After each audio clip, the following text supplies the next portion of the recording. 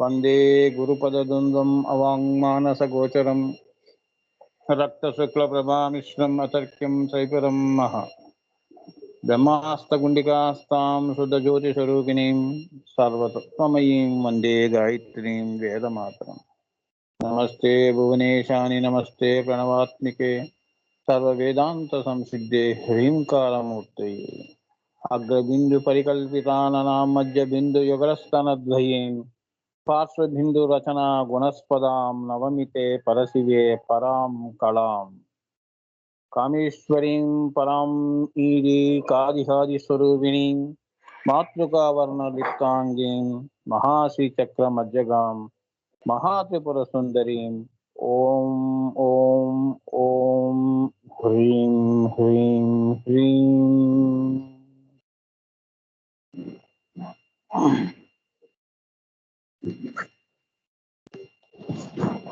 ఓం శ్రీ దత్త మహామంత్ర మాలా స్తోత్రం. ఓం మహోం మహోం ఓం హ్రీం ఓం ఓం మహోం మహోం ఓం హ్రీం ఓం ఓం హ్రీం ఓం మహోం మహోం ఓం అఖండాత్మ పరచిద్గణ నిసర్గదత్త ఓం నిసర్గాత్మ పరచిద్గణ అఖండ దత్త ఓం పరానంద చిన్మయ గణ బ్రహ్మదత్త ఓం విరాట్ స్వరాట్ సామ్రాట్ గణ విష్ణుదత్త ఓం సర్గస్థితి లయానంత త్రిపుర దత్త ఓం సార్వత్రిక చక్రేశ్వరి సాదాఖ్య శ్రీ లలిత ఓం నిరంజన నిర్వికల్ప నిస్తుల గణ నిత్యదత్త ఓం మాయాంతరాత్మ మాయాగణ మోక్షదత్త ఓం మృత్యోర్మృత్యు మృత్యుంజయ మిహిర దత్త ఓం పూర్ణ బ్రహ్మ పరిచితి ఘన జ్ఞానదత్త ఓం విశ్వరూప చక్షుర్గణ విజయదత్త ఓం సతోహం సోహం శివోహం శ్రీమాత్రే నమః. జయ గురుదేవ్. నన్ను ఇవాళ కొత్త నామం 32వ నామము. ఇత పూర్వం మనం చెప్పుకున్న నామం ఏంటి అంటే కనకాంగద కేయూర కమనీయ భుజాన్విత. తర్వాత వచ్చే నామము రత్నగ్రేవీయ చింతాకలోల ముక్తా ఫలాన్విత. ఇప్పుడు 3వ నామము గుప్త నామము రత్నగ్రేవీయ చింతాకలోల ముక్తా ఫలాన్విత. లోల అంటే ఏంటో చూద్దాం.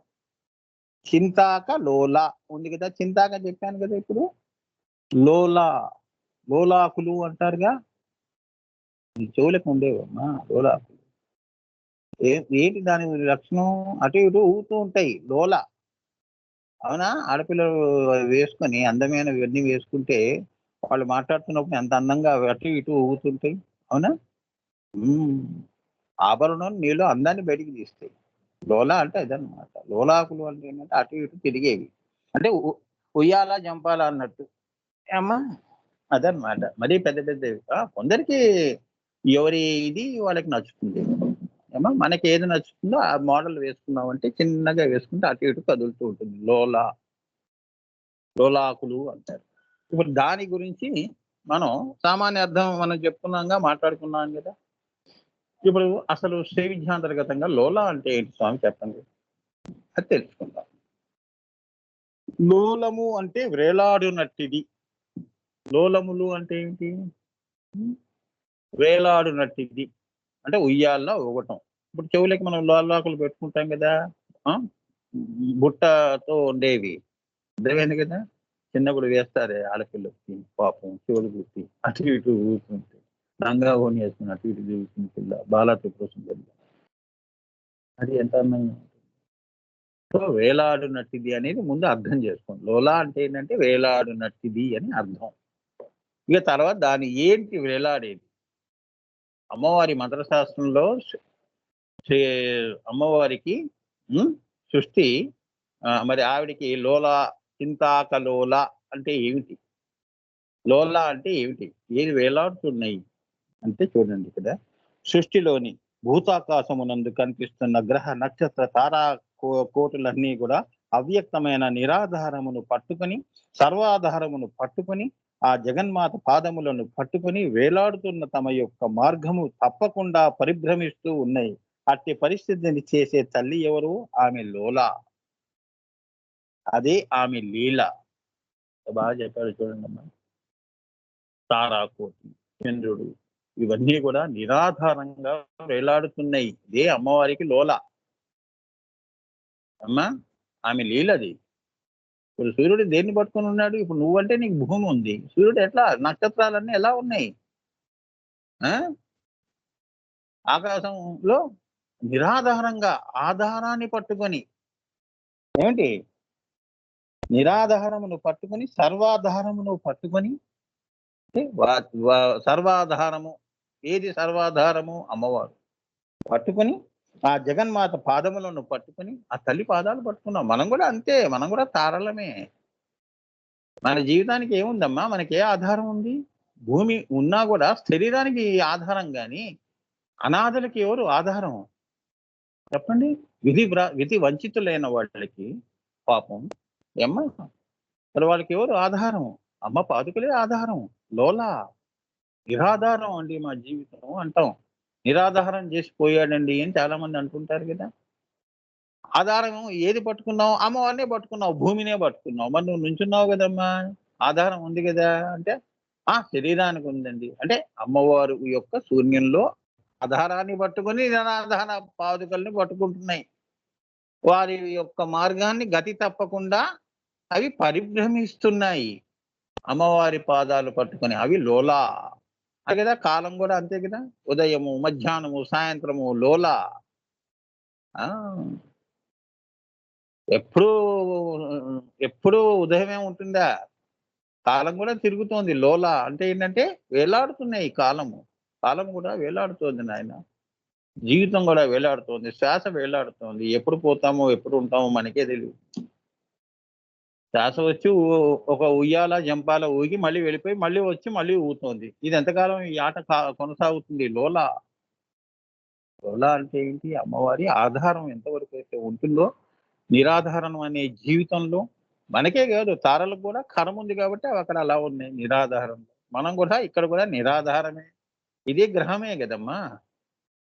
ఈ భూగ్రహం అంతా కూడా ఎలా ఉంది? పైన నిరాధారంగా ఉంది. అమ్మవారి పాదుకలు ఆధారంగా పట్టుకుని మనందరము అమ్మవారు అటు ఇటు తల తిప్పుతుంటే ఇవన్నీ తిరుగుతున్నాయని మన అందరి జీవితాలు ముందుకు వెళుతున్నాయి. ఆవిడ చెప్పడం ఆపేసిందంటే అయిపోయింది. అంటే మహాప్రళయంలో ఆవిడ గనక అలా ఉండిపోయిందనుకో, అంతే. అందరం మళ్ళీ మనం పైకి వెళ్ళిపోవాల్సిందే. లోలా అంటే అదనమాట. వేలాడటము, ఉయ్యాల జంపాల ఆడటం లాంటిది. ఈ సృష్టి అంతా కూడా ఉయ్యాల జంపాల ఆ తల్లి యొక్క లీల. ఆమె ఇందులో ఉండి ఆమె ఉయ్యాల ఊగుతోంది. అవునా? ఆ తల్లి ఊగుతోందమ్మా. ఆవిడ ఎంతకాలం అలా ఊగుతుందో ఉయ్యాలలో, అంతకాలం మనం కూడా ఆ పాదాలు పట్టుకొని మనం కూడా ఊగుతూ ఉంటాం. తల్లి ఏం చేస్తే అది. చిన్నపిల్లల్ని మరి తల్లులు ఏం చేస్తారు? భుజం మీద పెట్టుకొని పాటలు పాడుతూ ఉంటారు కదా! లోల. అవునా? వాడికి నిద్ర పడుతుంది. ఆధారం. తల్లి భుజమే ఆధారం. అవునా? మంచి నిద్ర పట్టిపోతుంది వాడికి. భుజం మీద పడుకుంటాడు. ఈ సృష్టి కూడా అలా ఆధారంతో ఉంది అని. ఇదే ఈ సృష్టి ప్రతి దానికి ఒక ఆధారం ఉంటుంది నాన్న. నిరాధారం నుంచే ఈ సృష్టి వచ్చినా కూడా మనం పట్టుకునేది నిరాధారంలో ఉన్న అమ్మవారి యొక్క పాదుకలే. బిందువునే పట్టుకోవాలి. అదే పాదుకలు. వందే గురుపదదందుం అవాంగ్మానస గోచరం రక్త శుక్ల ప్రభామిశ్రం అతర్క్యం త్రైపురం మహా. ఆ విశ్వయోని ఏదైతే ఉందో, త్రైపురం ఏదైతే ఉందో శ్రీచక్రంలో అదే మనకి. అది లేకపోతే ఇదంతా ఎక్కడుంది? సో ఈ సర్వ సృష్టికి ఆధారం ఏమిటి? ఆ అమ్మవారి బిందువు, త్రికోణం అయిపోయింది. అదే ఆధారం. ఆవిడ ఏమిటి? లోల అంటే ఏంటంటే ఆవిడ లీల ఇది. సృష్టి చేయటం లీల. కాల దేశ చైతన్యాలన్నీ కూడా ఊగిసలాడుతూ ఉంటాయి. శ్వాసలు కూడా ఊగిసలాడుతూ ఉంటాయి. అర్థమైందమ్మా? ఎవడు ఎప్పుడు పుడతాడో తెలీదు. ఎవడు ఎప్పుడు పోతాడో తెలీదు. అది. మన తలరాతలు కూడా అలానే ఉన్నాయి. ఏమోనండి విధిరాత ఎలా ఉందో ఊగిసలాడుతోంది. అవునా? విధిరాత కూడా ఊగిసలాడుతూ ఉంటుంది. మంచి జరగొచ్చు, చెడు జరగొచ్చు. ఏదైనా జరగొచ్చు. అవునా? స్కూటర్ మీద వెళ్తున్నామంటే రోజు వెళ్ళినట్టుగా వెళ్తే వెళ్తాం. ఒకానొక రోజు వచ్చిందంటే పడతాం. లోలా. ఇదన్నమాట. అన్ని వేళలు ఒకే రకంగా ఉండవని. అంటే ఏంటంటే అన్ని కాలములు గూడా ఒకే కాలముగా ఉండదు అని. ఏమ్మా? తన తన్నస్యం. ఏదైతే చూడబడుతుందో అది నశించిపోయి మళ్ళీ కొత్తవి వస్తూ ఉంటాయి. అంతే నా తల్లి జీవితం. మనమే కాదు.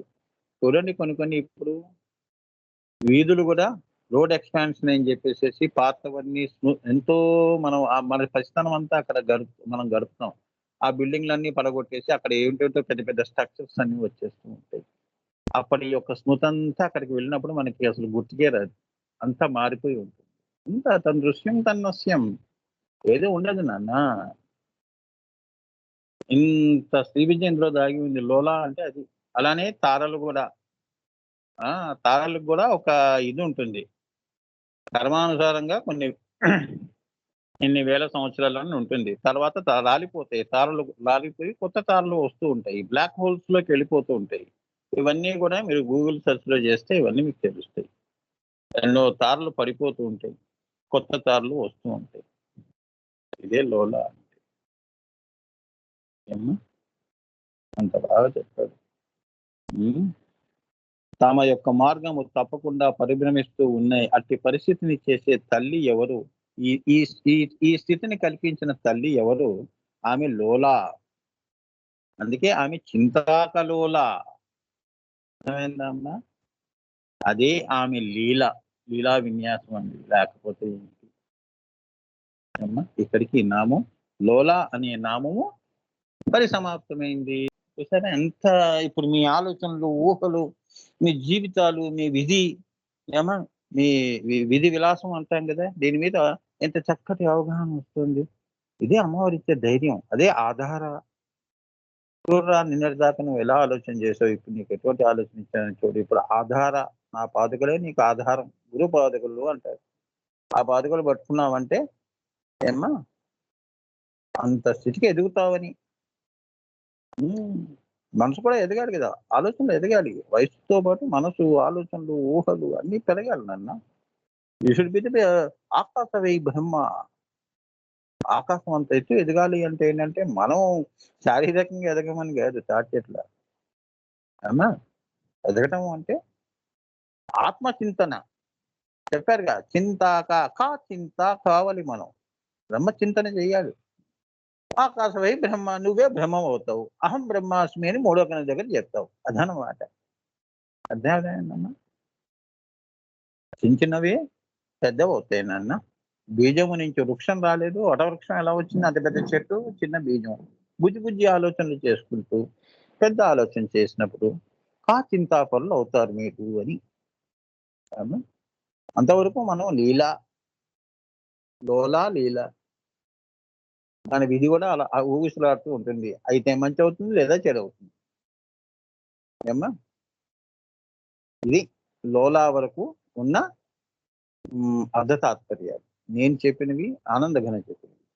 ఆనందఘన చెప్పినవి 4 లైన్స్‌లో చెప్పారమ్మా. దాన్ని నేను లోపల దాకా వెళ్ళి మానవులకి ఎంత సామీప్యంగా ఈ యొక్క నామం ఉందో, మన దృష్టిలో దీన్ని ఎలా అర్థం చేసుకోవాలో అనే దాన్ని నేను ప్రయత్నం చేసి మీకు చెప్పా. యోగులు, ధ్యానులు వాళ్ళకి అవసరం లేదు. లోలా అనంగానే వాళ్ళక్కడ వెంటనే పైకెళ్ళిపోతారు. కిన్ మనకి కింద ఆధారం ఉండాలి. ఎవరో ఒకళ్ళు చెప్తే గాని మనకు తెలీదు. అవునా? అదనమాట. సో, ఆ రకంగా నేను మీకు చెప్పాను. జీవితంలో ఎంత దగ్గరగా ఉంటాయో చూడండి. సో, ఏదైనా మీ జీవితంలో వి విధి గాని, మంచి గాని, చెడు గాని, సుఖం గాని, దుఃఖం ఇవన్నీ లోలా అమ్మా. లోలా అంటే ఏంటి? వేలాడుతూ ఉంటాయి. అవునా? నీ దగ్గర ఆగొచ్చు లేదా పక్కవాడి దగ్గర ఆగొచ్చు. అదృష్టం. అదే లోలా. అమ్మవారి అదే అంటారు కదా! అమ్మవారి ఇచ్చ. ఆమె లీల. నా ఇష్టం. నీ దగ్గర ఎందుకు ఆపాలి? పక్కవాడి దగ్గర ఆపుతా అంటుంది. ఆ రహస్యం ఆవిడకే తెలుసు. అవునా? అదనమాట. లోలా అంటే అది. సో, అందుకని మన శ్వాస కూడా ఆమె వస్తోంది, వెళ్ళిపోతుంది ఉయ్యాలలా. సోహం, సోహం సోహం, సోహం హంసః. ఆమె ఆపేసిందనుకో మనం పడిపోతాం. అయిపోయింది మన జీవితం. ఆధారం, నిరాధారం అయిపోతుంది శరీరం. అమ్మా! అది. అందుకే మరి అది ఆమె లీల గదా! మన శ్వాసతో ఆడుకుంటుంది. మన ఊహలతో ఆడుకుంటుంది, ఆలోచనలతో ఆడుకుంటుంది, నీతో ఆడుకుంటుంది. చంద్రుడు శాస్త్రి గారితో ఇంట్లో ఆడుకోలేదు. ఇంట్లో ఆడుకుంది అంటే ఇంట్లో ఉంది అంటే ఏంటంటే వాళ్ళ యొక్క మనసుల్లో కూడా ఆమె ఉంది అని. సంకల్పాల్లో, ఊహల్లో, ఆలోచనల్లో కూడా నిండి ఉంది కాబట్టి ఆ ఇంట్లో ఆవిడ నిండుగా తిరిగింది. వాళ్ళందరూ చింతాపరులు కాబట్టి వాళ్ళ ఇంట్లో బాలా త్రిపుర సుందరిగా ఆ ఇంట్లో ఆటలాడుతుంది. అది దుర్వాస మహాముని ఆశ్రమంలో కూడా ఆ బాలా త్రిపుర సుందరి అలా ఆటలాడుతుంది. బాలా త్రిపుర సుందరి ఆయన భుజాలు పట్టుకొని ఊగుతూ ఆడుతుంది. ఆ మహామునీశ్వరుడు త్రిశతి రాశాడు కదా అగస్త్యుడు, అది మన దుర్వాస మహాముని. చింతాక అంటే అదనమాట. సో నువ్వు చింతాపరులు అయినప్పుడు మీ ఇంట్లోనే అమ్మవార్లు తిరుగుతారమ్మా. నీ గురించి ఎక్కువ ఆలోచన చేసి అమ్మవారికి చింతాపరులు కాకుండా చింతాకులు అయ్యారనుకోండి, ఎంతసేపు మన గురించి ఆలోచన చేసి దేవుడు ఏమొస్తాడు? అది మరి గుళ్ళల్లో ఎక్కువ చింత ఉంటుంది. అంటే దేవుడి గురించి నామస్మరణ, భజనలు ఇవి ఉంటాయి కాబట్టి అక్కడ భగవంతుడు అనేవాడు ఉన్నాడు కాబట్టి అక్కడికి వెళ్తాం మనం. ఎందుకంటే మన ఇంట్లో మనం చేసుకోలేంగా. పోనీ అక్కడన్నా పోయి మనం కొద్దిగా మనశ్శాంతి పొందుదాం. అక్కడంతా చింతాపరులు, గుళ్ళల్లో కూర్చొని కబుర్లు చెప్పంగా లౌకిక వ్యవహారాలు. అవునా? గుడి అధికారులు ఒప్పుకోరు కదమ్మా. రావాలి, దండం పెట్టుకోవాలి, ప్రసాదాలు తీసుకోవాలి, వెళ్ళిపోవాలి. ఏమ్మా అంతా భగవంతుడి విషయాలే మాట్లాడాలి అక్కడ. అందుకే అక్కడ అందరూ చింతాపరులు. అక్కడ దేవుడి గురించి ఆలోచనలు చేస్తారు. కష్టాలు, నష్టాలు, నాకు ఇది జరిగింది, అలా జరిగింది, ఇవన్నీ లౌకిక విషయాలు అక్కడ ఉండవు. సో వాళ్ళందరూ బ్రహ్మ వేదులు, వాళ్ళందరూ బ్రహ్మచింతన చేసేవాడు. అందుకే ఆ గుడికి అంత శోభాయమానంగా, అంత శక్తివంతంగా ఆ క్షేత్రాలు శక్తి క్షేత్రాలు అవుతాయి. అక్కడ నువ్వు వెళ్ళినప్పుడు నీవు కూడా నీకు తెలియకుండా నువ్వు చింత చేసుకునేవాళ్ళు ఒక్కసారి చింతాపరులు అయ్యే అవకాశాలు కూడా ఉన్నాయి. అమ్మవారు దయదలిచింది అంటే నువ్వు వెంటనే మరునాడు నుంచి నీలో కూడా దైవభక్తి అనేది అంకురిస్తుంది. ఏమ్మా అది. అందుకే గుడి గోపురాలు తిరుగుతారు చాలా మంది. అంత నస్వరం, ఇదంతా నస్వరము అన్నవాడికి ఎందుకు గుడి? హిమాలయాలో ఉన్న యోగులును ఆనంద ఘనం లాంటి వాళ్ళకి గుళ్ళు గోపురాలు తిరిగి పుస్తకాలు రాశారా? అవునా? అది మరి మొత్తం సృష్టి వాళ్ళు శ్రీచక్రంగా భావించారు. అందుకే అంత గొప్ప ఉత్కృష్టమైన గ్రంథాలన్నీ వెలువడ్డాయి. వాళ్ళు చెప్పారు. అదనమాట నాన్న. అంతేగాని గుళ్ళు గోపురాలతో పుణ్యం అయితే వస్తుంది. నువ్వు బాగుపడతావు. అందుకంటే పుణ్యం ఎలా వస్తుంది? నిన్నటి దాకా పాపం చేసి ఇవాళ నుంచి గుడికి వెళ్ళావు కాబట్టి రేపటి నుంచి పుణ్యం చేస్తావు. అదే పుణ్యం వచ్చేది. అంతేగాని ఆవిడేదో కొత్తగా నీకేమి ఇవ్వదు పుణ్యం. అంటే చెడు అనేది తగ్గించావు. అంటే నీ ఖాతాలో ఇక పుణ్యం పెరుగుతోందని. మంచి పనులే చేస్తున్నావు కాబట్టి మంచే పెరుగుతోందని. అంటే ఎప్పుడో అప్పుడు నువ్వు ఏదో జన్మలో చింతాపరుడు అవుతావు నాయనా. అప్పుడు బ్రహ్మచింతన చేస్తావు. అది ఎప్పుడో 10 జన్మల తర్వాత. అట్లా అన్నమాట. పుణ్యం అంటే అదనమాట. సో మనం ఏం చేస్తే అదే వస్తుంది. అందుకని కొత్తగా పుణ్యం అంటూ పైన అమ్మవారు ఏ పుస్తకం పెట్టుకొని రాసుకుంటూ కూర్చోలేదు. వీడు 3 సార్లు వచ్చాడు గురువు, వీడికి ఇంత ఇవ్వాలి, అలా ఏం లెక్కలు లేవు. అర్థమైందా? నీ ఆలోచన పందాన్ని మారుస్తుందమ్మా. అదనమాట. ఆ లోల అనేది ఏదైతే ఉందో అంతవరకు మాయలో ఎక్కువ తిరుగుతోంది కాబట్టి ఒక్కసారి చింత చేస్తుంది. మరి అది ఎప్పుడైతే నీకు చింతాపరులు అయ్యావో, గురు స్పర్శ వల్ల, అమ్మవారి యొక్క అనుగ్రహం వలన నీ పాపములు గతంలో చేసుకున్నవన్నీ దగ్ధం అవుతాయి. అది రాముడు పాదము తగలంగానే రాతి నాతి అయింది. అలా అర్థం చేసుకోవాలమ్మా. మరి ఆమె అంతవరకు మాయలో రాయిలా పడుంది.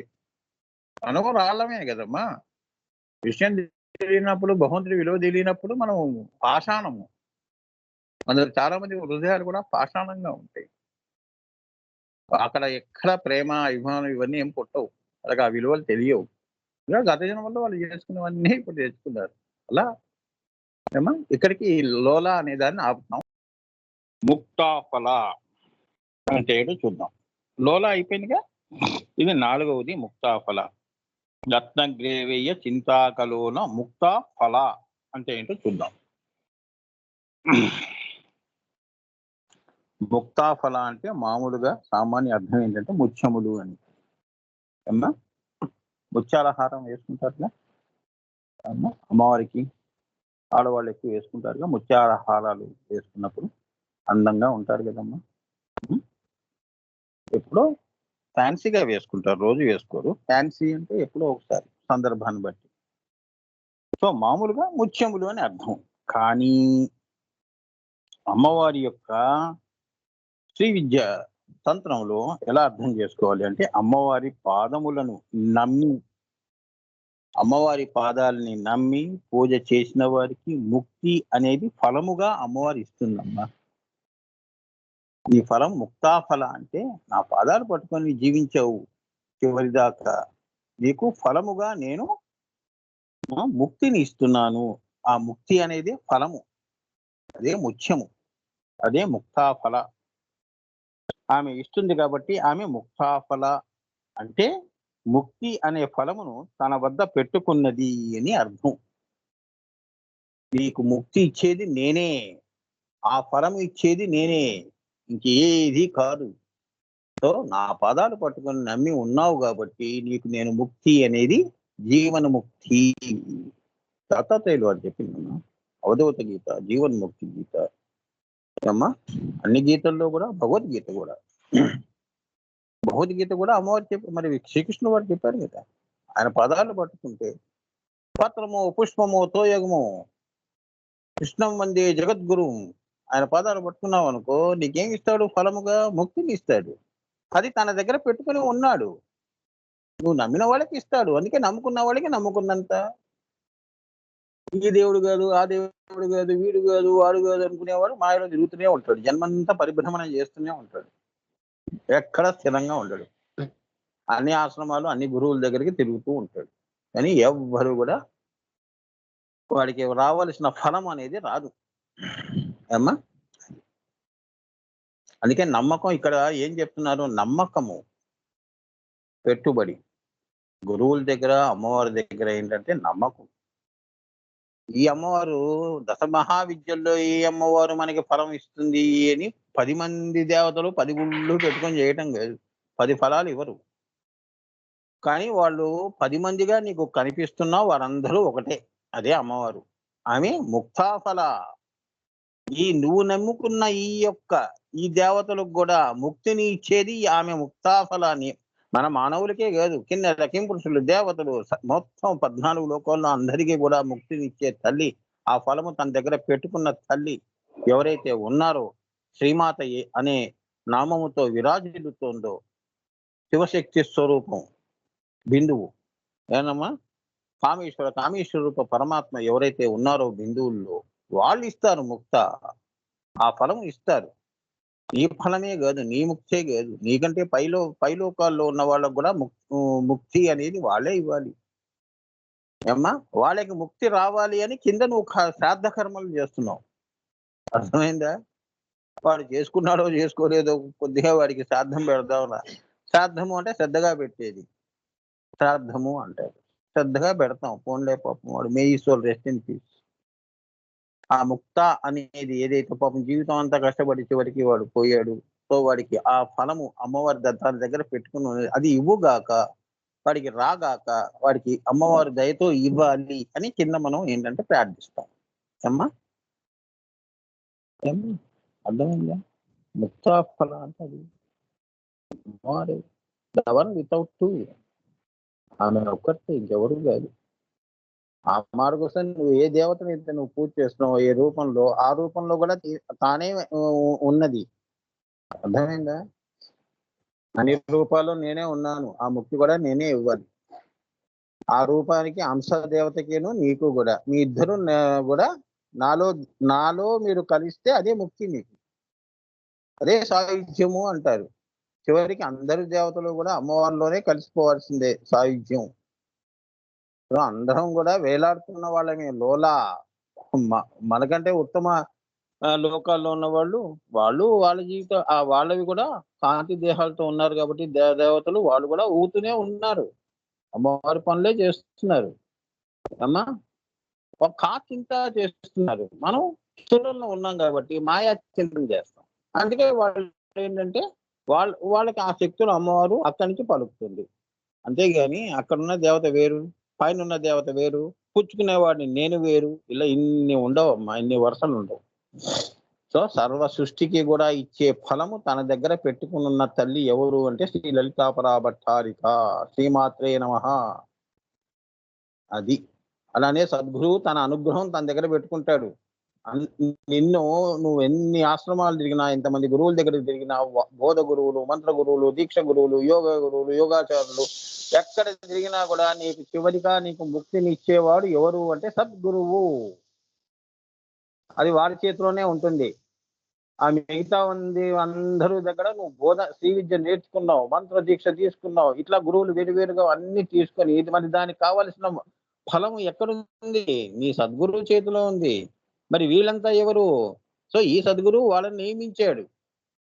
తెర వెనుక జరుగుతున్న ఇది. ఆ బోధ గురువు చెప్తాడు, నా శిష్యురాలు వస్తుంది, నా శిష్యుడు వస్తాడు, వాడికి అన్నీ చెప్పు అని. అవన్నీ తెలుసుకుంటావు నువ్వు. తెలుసుకొని మంత్ర దీక్ష వైపు వెళ్తావు. మంత్ర దీక్ష ఇచ్చేవాళ్ళు ఎవరు? శ్రీ విద్యా మంత్ర దీక్షలు. వాళ్ళ దగ్గరికి వెళ్తావు, సిద్ధి పొందిన వాళ్ళు. ఆ మంత్రం తీసుకుంటావు. ఎవరికి నీ సద్గురువు ఎవరైతే ఉంటారో, గురువులకే గురువు ఎవరైతే ఉంటారో సద్గురువులు, మీనా గురువులు, వాళ్ళు అనుగ్రహం ఇస్తారన్నమాట. అనుగ్రహం వాళ్ళ చేతిలో పెట్టుకుంటారు గురువులు. అలానే అమ్మవారు ఏమిటి సర్వ సృష్టి యొక్క ఫలము అనేది ఏదైతే ఉందో, ముక్తి అనేది తన చేతిలో పెట్టుకొని ఉన్నది. అర్థమైందా? ఇప్పుడు నువ్వు విష్ణు ఆరాధన చేసావనుకో, నీకు విష్ణు లోక ప్రాప్తి వస్తూ అయిందనుకో, విష్ణువుకి నీకు కూడా మీరు బయటే ఉన్నారు కదా, బిందువు బయటే. మీ ఇద్దరికి మళ్ళీ తనలో మహాప్రళయంలో అందరినీ తనలో తీసేసుకుంటుంది.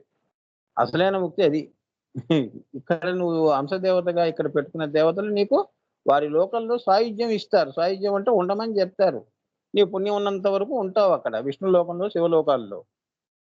ఆ పుణ్యం అయిపోగానే మళ్ళీ ఉత్తమ జన్మల్లో మళ్ళీ కిందకు వస్తావు. సో, ఇక్కడ ఏమైంది? ఫలమైతే వచ్చింది, ముక్తి అయితే వచ్చింది కానీ మళ్ళీ ఉత్తమంగా వచ్చి మళ్ళీ నువ్వు పైకి అసలైన ముక్తి. అది ముఖ్యం అమ్మా. సృష్టికి ఒక ముక్తి ఉంటుంది. అదే మహాప్రళయంలో అమ్మవారు ఇచ్చేది. ఆవిడ నిరాధార పరాశూన్యం చేసేస్తుంది. అందరి దేవతలు ఆవిడలోకే వెళ్ళిపోతారు. ఉల్లలిత. అక్కడి నుంచి కదా లలిత వచ్చింది. అది ఆవిడ మర్చిపోయి కింద ఉన్న దేవతల పేర్లు పెట్టుకొని మనం పూజలు చేస్తే ఎలా? వీళ్ళందరూ కూడా ఆవిడ యొక్క అంశ దేవతలు.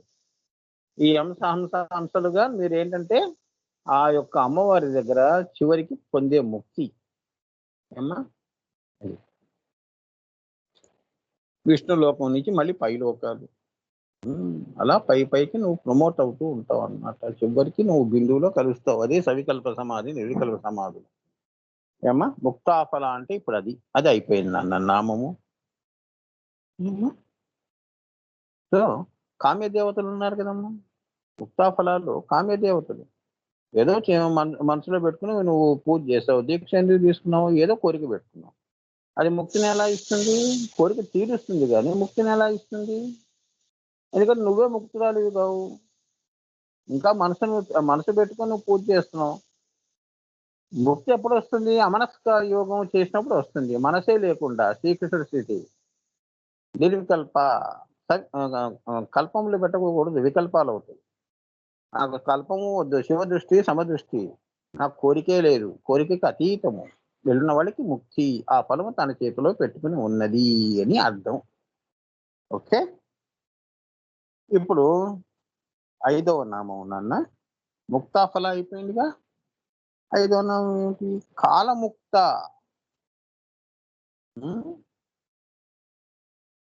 కాలముక్త.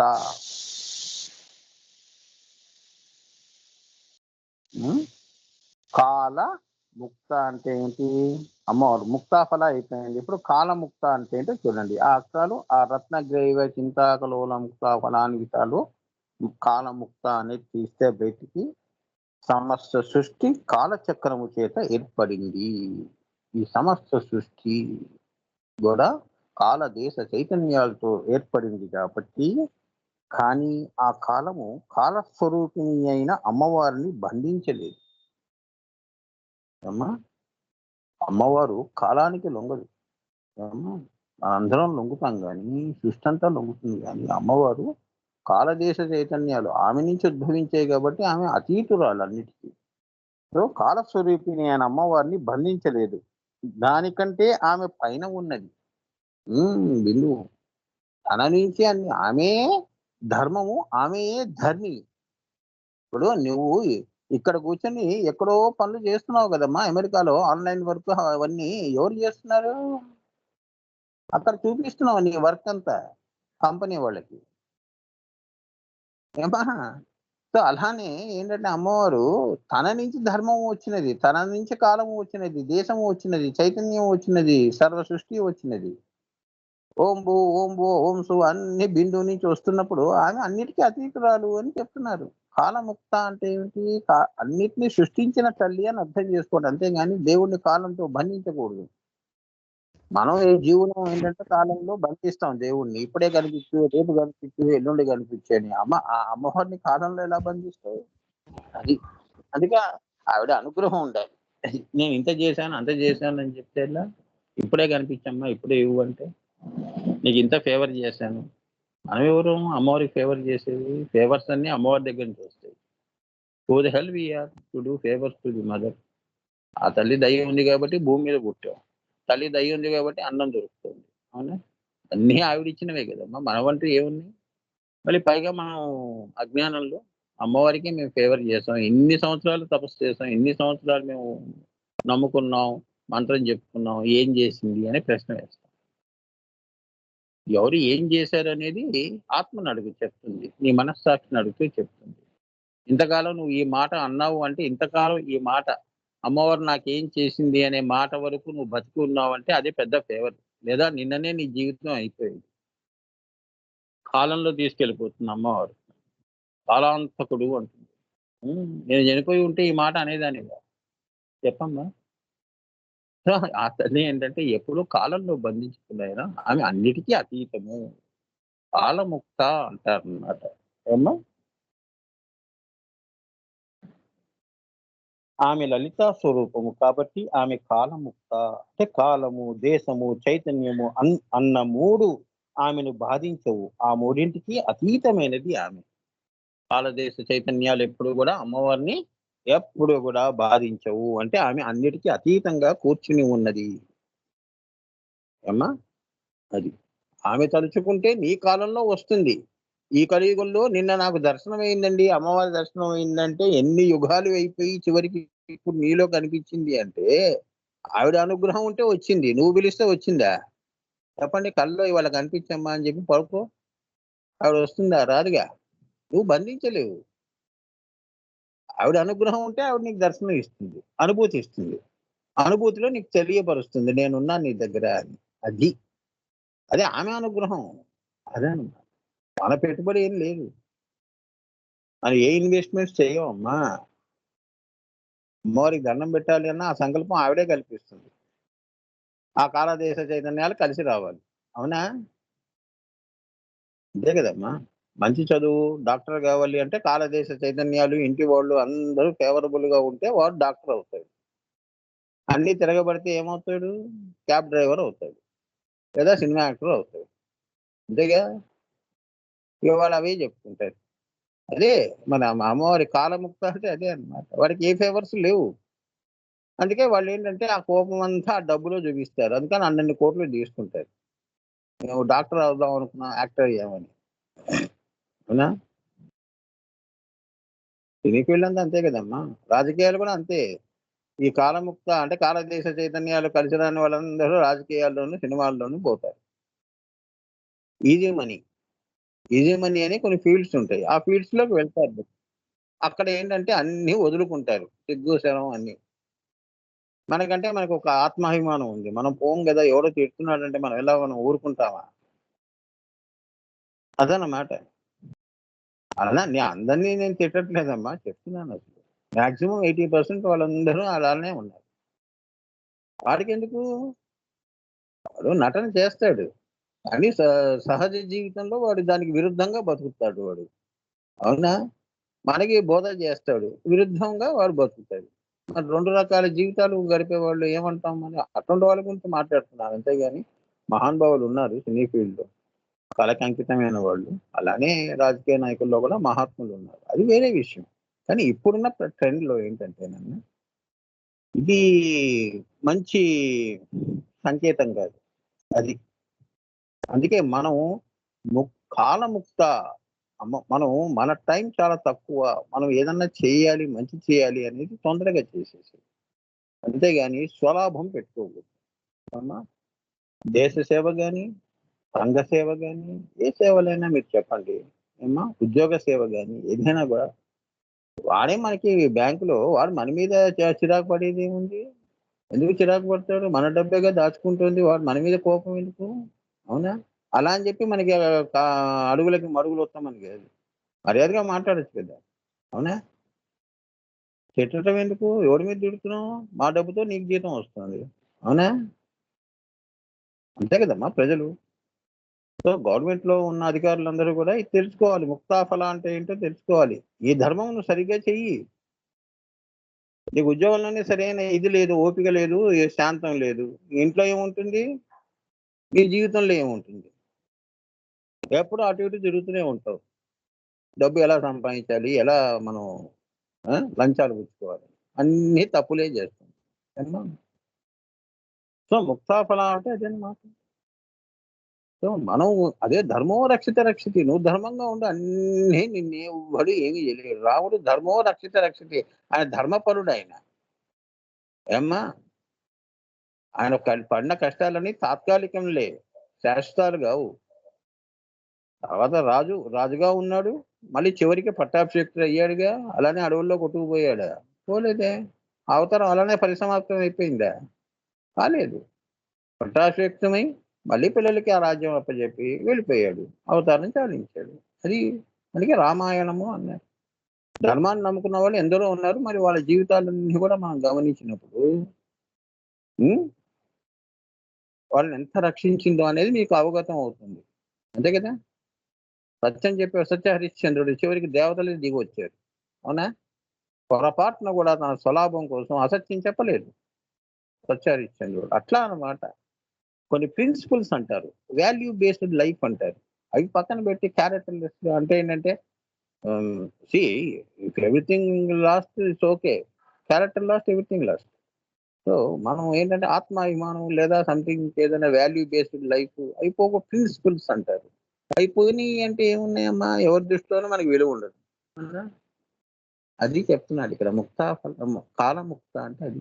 సో, కాలానికి అనుగుణంగా, ప్రకృతికి అనుగుణంగా మనం వెళ్ళాలి. ప్రకృతికి విరుద్ధంగా చేయకూడదు అని. కాలముక్త అంటే అది. సో, అమ్మవారిని ఈ కాలము, దేశము, చైతన్యము గూడా ఆమె సృష్టించింది కాబట్టి, అక్కడ కాలదేశ చైతన్యాలు అమ్మవారి యొక్క స్వరూపం గాబట్టి, ఆమె నుంచి వచ్చేయి గాబట్టి, ఆమె కాలముక్త గాబట్టి, అమ్మవారు గూడా కాలరుద్రుడు అంటారు గదా! రుద్రుడి రూపంలో ఆరాధించడం. అప్పుడు చెడు కాలం మంచి కాలం అవుతుంది. Unfavourable will become favourable. అది. ఆ తల్లి నీకు ఫలముగా ఇస్తుంది. అదనమాట. కష్టం పోయిందండి. దేవుడిని నమ్ముకున్నాం. మాకు మంచి రోజులొచ్చాయని. కాలముక్త అంటే